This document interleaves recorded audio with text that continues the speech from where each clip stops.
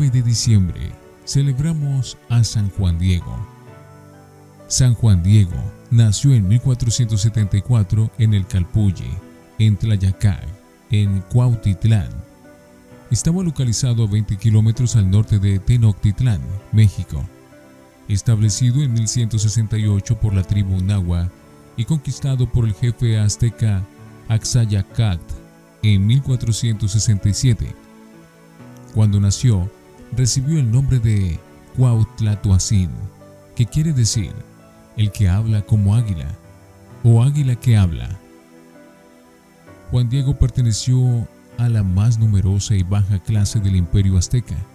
Según el Nican Nopogua, era un Mashehualí o pobre indio, es decir, uno que no pertenecía a ninguna de las categorías sociales del imperio, como funcionarios, sacerdotes, guerreros, mercaderes, etc., ni tampoco formaba parte de la clase de los esclavos. Hablándole a Nuestra Señora, él se describe como un hombrecillo, un don nadie, y atribuye a esto su falta de credibilidad ante el obispo. Se dedicó a trabajar la tierra y fabricar matas, las que luego vendía. Poseía un terreno en el que construyó una pequeña vivienda.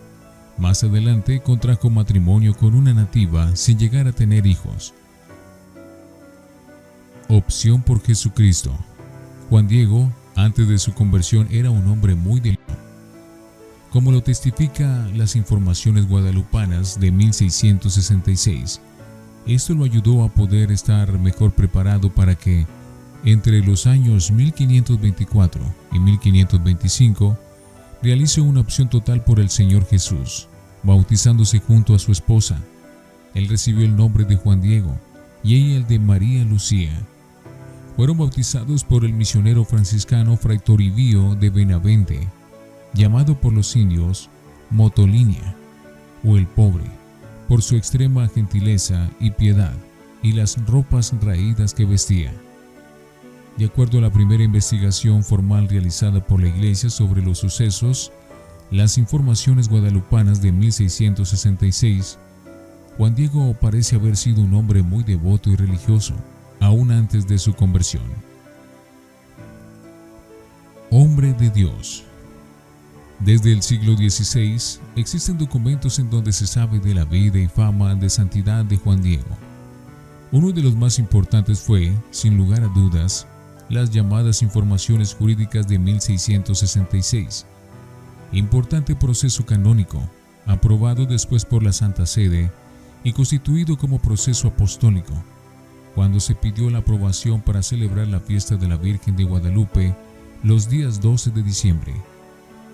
Estas informaciones están constituidas por testimonios de ancianos vecinos de Cuautitlán, algunos de ellos de más de 100 años de edad, quienes testificaron y confirmaron la vida ejemplar de Juan Diego. Gracias a muchas personas que lo conocieron, sabemos cómo era el joven modélico. Uno de estos testigos, Marcos Pacheco, sintetizó la personalidad y la fama de santidad de Juan Diego. Era un indio que vivía honesta y recogidamente y que era muy buen cristiano y temeroso de Dios y de su conciencia, de muy buenas costumbres y modo de proceder. En tanta manera que, en muchas ocasiones, le decía a este testigo su tía: Dios os haga como Juan Diego y su tío, porque los tenía por muy buenos indios y muy buenos cristianos. Otro testimonio es el de Andrés Juan, quien decía que Juan Diego era un varón santo. En estos conceptos concuerdan unánimes los otros testigos en estas informaciones jurídicas, como por ejemplo Gabriel Suárez, doña Juana de la Concepción, don Pablo Suárez, don Martín de San Luis, don Juan Suárez, Catarina Mónica, entre otros. Juan Diego efectivamente era para el pueblo un indio bueno y cristiano, o un varón santo. Ya solo estos títulos bastarían para entender la fortaleza de su fama, pues los indios eran muy exigentes para atribuir a alguno de ellos el apelativo de buen indio, y mucho menos a atribuir que era tan bueno, que llegaba a considerarse ya santo, como para pedirle a Dios que a sus propios hijos o familiares los hiciera iguales de buenos y santos como a Juan Diego. Ardor por la santidad. San Juan Diego era muy reservado y de un místico carácter. Le gustaba el silencio y realizaba frecuentes penitencias. Solía caminar desde su poblado hasta Tenochtitlán, a 20 kilómetros de distancia, para recibir instrucción religiosa. Tras la muerte de su esposa, María Lucía, en 1529, Juan Diego se fue a vivir con su tío Juan Bernardino en Tolpetlac, a solo 14 kilómetros de la iglesia de Tlatelolco, Tenochtitlán.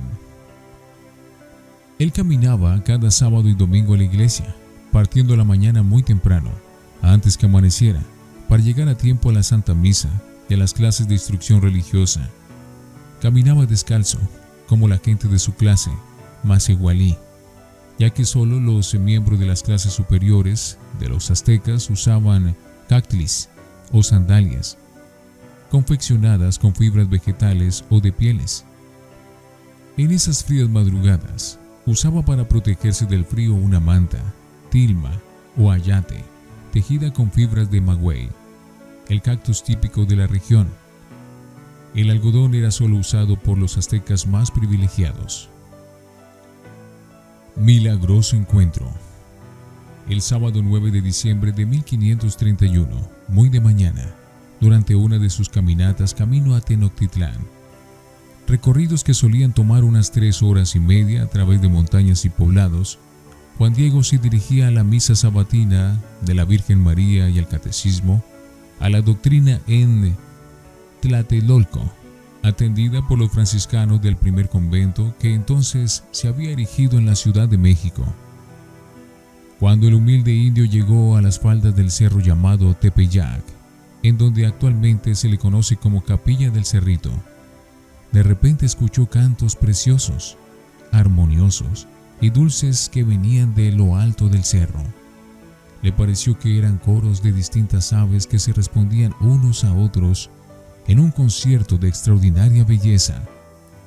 Observó una nube blanca y resplandeciente, y que se alcanzaba a distinguir un maravilloso arcoíris de diversos colores. Juan Diego quedó absorto y fuera de sí por el asombro y se dijo: ¿por ventura soy digno, soy merecedor de lo que oigo? Quizá no más lo estoy soñando. Quizá solamente lo veo como entre sueños. ¿Dónde estoy? ¿Dónde me veo?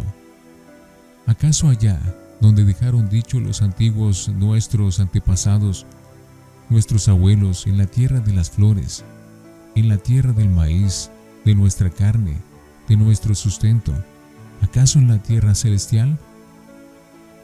Hacia allá estaba viendo, arriba del cerrillo, del lado de donde sale el sol, de donde procedía el precioso canto celestial. Estando en este arrobamiento, de pronto cesó el canto y oyó que una voz como de mujer, dulce y delicada, le llamaba de arriba del cerrillo. Le decía por su nombre de manera muy cariñosa: Juanito, Juan Dieguito. Sin ninguna turbación, el indio decidió ir a donde lo llamaban. Alegre y contento comenzó a subir el cerrillo, y cuando llegó a la cumbre se encontró con una bellísima doncella que allí lo aguardaba de pie y lo llamó para que se acercara. Cuando llegó frente a ella se dio cuenta, con gran asombro, de la hermosura de su rostro, su perfecta belleza. Su vestido relucía como el sol, como que reverberaba, y la piedra, el risco en el que estaba de pie, como que lanzaba rayos.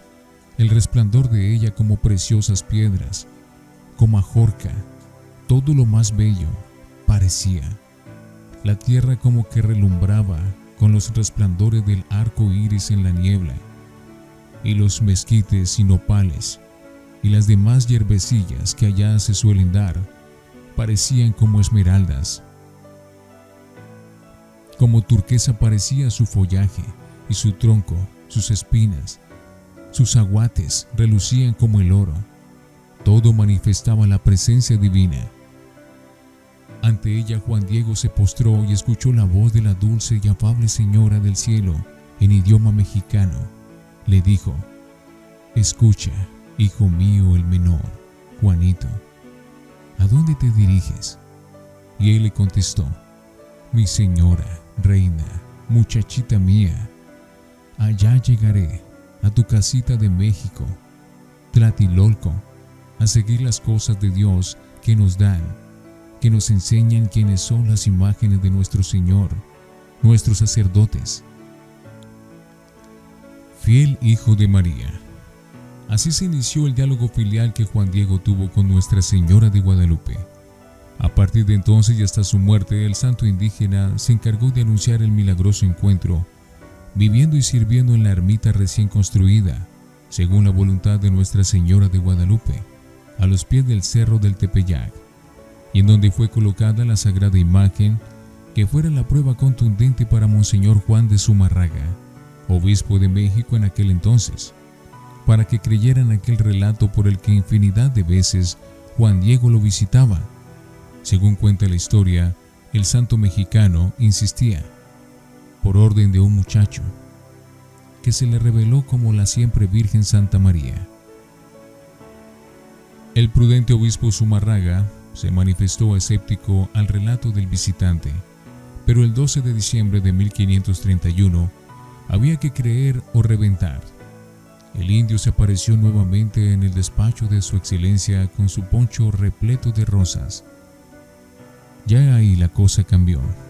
Rosas milagrosas en pleno invierno que sellaron para la eternidad la advocación de Nuestra Señora de Guadalupe. Juan Diego fue beatificado junto a San José María Yermo y Parres y los beatos niños mártires de Tlaxcala en la Basílica de Guadalupe de la Ciudad de México el 6 de mayo de 1990, durante el segundo viaje apostólico a México del Papa San Juan Pablo II. Finalmente fue canonizado en 2002 por el mismo San Juan Pablo II, y la Iglesia Católica celebra su festividad el día 9 de diciembre. Oración a San Juan Diego.